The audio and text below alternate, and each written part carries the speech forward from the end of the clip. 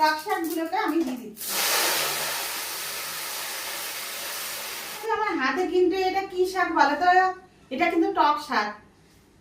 এটা কিন্তু সবারই ভালো লাগে গরমের দিন। তো চলো সবার প্রথমে কিন্তু আমি কড়াইটাকে দিয়ে দিলাম।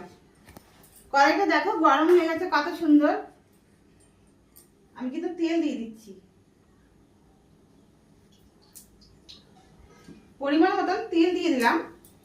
তেলটাকে ভালো করে নেড়ে চেড়ে দিলাম। দেখো বন্ধুরা, আমি কিন্তু কালো সরষে নিয়েছি, কিন্তু হলুদ সরষাটা নিইনি, কেননা হলুদ সরষায় ভালো হয় না টকটা, কালো সরষায় খেতে কিন্তু ভালো হয়। তো আমি কালো সরষাটা দিয়ে দেবো। দেখো বন্ধুরা কতগুলো হয়েছে, কিন্তু এতগুলো একদম থাকবে না। বন্ধুরা দেখো এক কড়াই কিন্তু শাক হয়েছে। এত শাক কিন্তু থাকবে না, আমার সঙ্গে কিন্তু থাকো। আমি কিভাবে কি করি তোমরা দেখতে পাবে যে আমি কিভাবে কি করছি।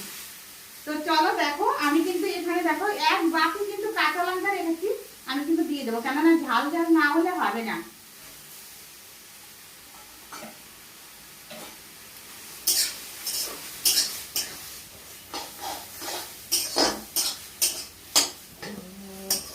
দেখো বন্ধুরা আরো কিন্তু কমে যাবে। হলুদের গুঁড়ো দিয়ে দিচ্ছি,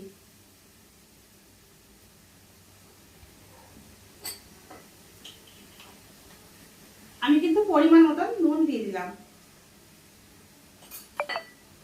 ভালো করে নেড়ে চেড়ে দিচ্ছি।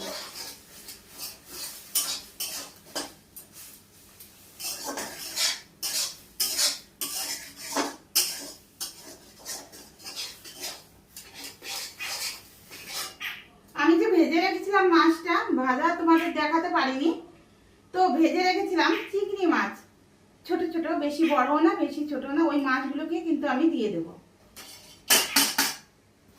দেখো দিয়ে দিয়েছি।